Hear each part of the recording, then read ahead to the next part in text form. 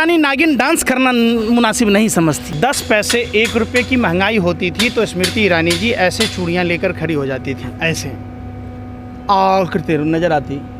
लेकिन स्मृति ईरानी को मैंने गूंगी और बहरी भी देखा है। मानो सत्ता का फेविकॉल उनके गले में अटक गया हो। जब हाथरस में जीभ काट दिया गया, गर्दन की हड्डी तोड़ दी गई, रीढ़ की हड्डी तोड़ दी गई, और जिस धर्म की बात की जाती है, जो लोग अपने आप को धर्म की बात कहते हैं, हिंदू धर्म की बात कहते हैं, उस हिंदू धर्म के मुताबिक रात के अंधेरे में मिट्टी का तेल छिड़क कर जला दिया गया। हिंदू धर्म में 16 संस्कारों में एक संस्कार अंतिम संस्कार भी होता है जो रात्रि में नहीं किया जाता है।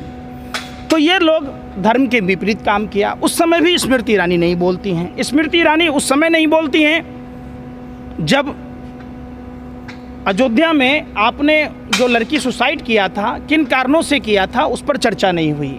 आपने देखा होगा हाथरस में ही एक लड़की के पिता ने सिर्फ अपने लड़की के साथ छेड़खानी का विरोध किया तो उसे गोली मार दी गई, तब स्मृति ईरानी जी नहीं बोलती हैं। स्मृति ईरानी जी तब नहीं बोलती हैं जब कुलदीप सेंगर जैसा बलात्कारी पूरे पीड़िता के परिवार को जला देता है, मार देता है। स्मृति ईरानी उस समय नहीं बोलती है जब चिन्मयानंद जैसे लोग आते हैं। स्मृति ईरानी तब नहीं बोलती है जब भारतीय जनता पार्टी का प्रदेश उपाध्यक्ष बर्नार्ड चकला घर चलाता है। हमें यह नहीं समझ में आता है कि जो भारतीय जनता पार्टी के लोग अपने आप को धार्मिक प्रवृत्ति के बताते हैं, राम और कृष्ण की बात कहते हैं, उसके फार्म हाउस में 400 शराब की बोतलें, 500 अनयूज्ड कंडोम और 6 नाबालिग लड़कियों के साथ साथ जेलेटिन की 35 छड़ें, 100 डेटोनेटर, तीर धनुष, क्रॉस धनुष समेत कई विस्फोटक और हथियार पाए गए। उस समय स्मृति ईरानी नहीं बोलती हैं जब हथियारों का सप्लायर तारिक भारतीय जनता पार्टी के टिकट पर चुनाव लड़ता है। स्मृति ईरानी तब नहीं बोलती हैं जब गुजरात का एक भाजपा का विधायक वहां की महिला सरपंच के साथ लगातार बलात्कार कर रहा होता है। स्मृति ईरानी तब नहीं बोलती हैं जब 2019 के बाद भी 2022 में एक बहुत बड़ा जहरीली शराब कांड गुजरात में हुआ है। में क्यों बोलेंगे ना, वो विपक्ष में आप बोलिए, आपके लिए है ये काम। देखिए महिलाएं हैं, कई महिलाओं के सुहाग गुजर गए, कई बच्चों के सर से बाप का साया चला गया, तो वो भी बच्चों की माँ हैं। तो इस हिसाब से महिला होने के नाते कम से कम इतना तो ज़मीर स्मृति ईरानी का बचा होता। स्मृति ईरानी जी कम से कम संवेदना तो व्यक्त करते।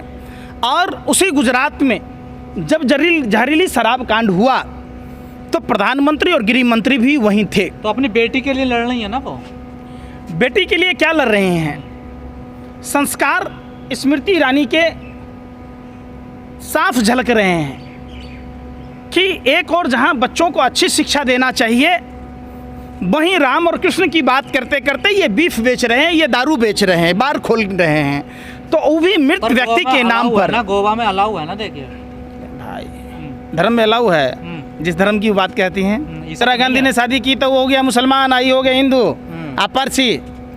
आप बताओ, जो चीज़ वही कह रहा हूँ कि दूसरों पर कीचड़ उछालना सिंपल सा चीज़ है। आप जो बात कह रहे हैं ये रिवर्स आता है। आप सोचिए, आप इंदिरा गांधी पर कह रहे थे, आप जब कह रहे थे आप उसी समाज के आदमी से, अपने सहेली के पति से शादी किए, तो आप पर क्या लागू होता है?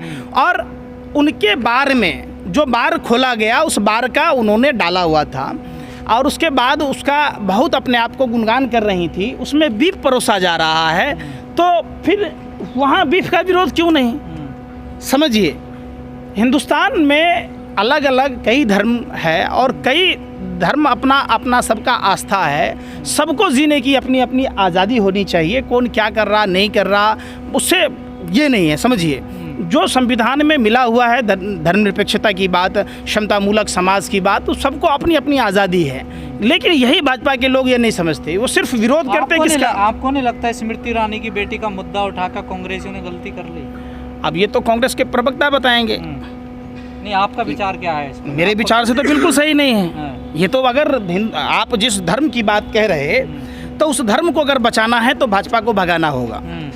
लेकिन सब अरे सुनिए ना, काला पैसा अरे जो है- ब्राजील जो है, ब्राजील को पीछे छोड़कर भारत नंबर 1 हो गया, तब भाजपा का हिंदुत्व कहाँ गया? पिछवाड़े में। आप पूछे ना भाई, आप किसका मीट बेच रहे हो? और हिंदुस्तान में मेरी जानकारी में जितने भी बीफ एक्सपर्ट्स कंपनियां हैं, सब में भाजपा आरएसएस के लोग जुड़े हुए हैं और सबसे उन्होंने पार्टी फंड में चंदा लिया है। देश लूटने वाले, बैंक लूटने वाले, अडानी समेत जितने भी लोग हैं, सबसे उनका व्यापारिक संबंध है और सबसे पार्टी फंड में चंदा लेते हैं। एक बात बताइए, देश का मजदूर कोरोना काल में अपने घर तक नहीं जा पाया, तो ये सारे भगौरे भाग कैसे गए भाई? और किसके इशारे पर अडानी जैसे लोगों को पैसा दिया जा रहा है? उतना पैसा लगभग 14 ट्रिलियन डॉलर लोग लेके भाग गए। अगर पूरे हिंदुस्तान में बांट भी दिया जाता तो भी पैसा बच जाता, हर आदमी करोड़पति हो जाता। 7 साल 2 ट्रिलियन डॉलर के आसपास हमारे देश का बजट पेश होता है, जो ये लोग 5 ट्रिलियन डॉलर कह रहे थे। अब 5 ट्रिलियन डॉलर का क्या होगा? अब तो 2 ट्रिलियन डॉलर का भी पेश करने का इनका औकात नहीं रहा। सारे देश को बेचा जा रहा है।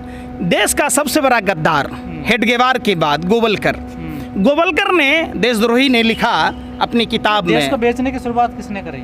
सुनिए ना पहले मैं क्या कह रहा हूँ, सुन नहीं रहे हैं। देशद्रोही गोवलकर ने 95% लोगों को गरीब बनाना, 5% लोगों के हाथ में सत्ता का केंद्रीकरण देना, उसी एजेंडे पर चलते हुए नरेंद्र मोदी जी ने ये काम किया। अब ये कहते हैं कांग्रेस मुक्त, आप लोग भी चर्चा करते हैं। लगा दिए अरे ना, सुनिए black ना money तो भाई, आ रहा अरे है। सुनिए ना, नारायण राणे कांग्रेस में था ना, अब वही नारायण राणे भाजपा में आया तो केंद्रीय मंत्री है कि नहीं है? वही आसाम का जो मुख्यमंत्री कांग्रेस में था, तब ईडी, सीबीआई, आईटी सब था, आज वो चला गया बीजेपी में, तो मुख्यमंत्री है कि नहीं है? बंगाल पे नहीं बोलोगे आप? क्या पश्चिम बंगाल? नोट मिलने नोट। हाँ, तो मैं तो कह तो रहा हूँ कि ईडी में जो 5400 से अधिक मामले दर्ज हैं, निष्पक्ष रूप से देखिए, कोई भी आदमी इसमें निसंदेह कि कोई व्यक्तिगत, कोई भी पार्टी का आप कहिएगा कि ऐसा नहीं है कि दागदार नहीं है। अगर ऐसा दागदार नहीं होता तो इस तरीके की हालात देश की नहीं होती।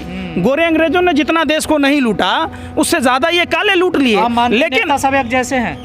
बिल्कुल, नेता सारे एक जैसे हैं। यही तो हिंदुस्तान की आवाम को समझना होगा।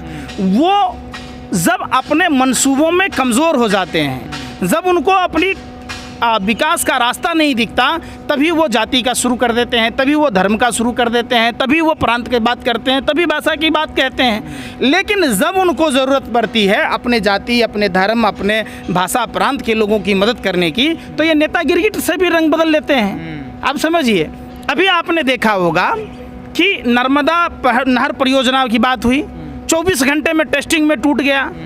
आपने देखा होगा गुजरात का पुल रुई का बना हुआ था, कागज़ का पुलिंदा था, 4-5 बारिश की बूंदें हुई टूट गया।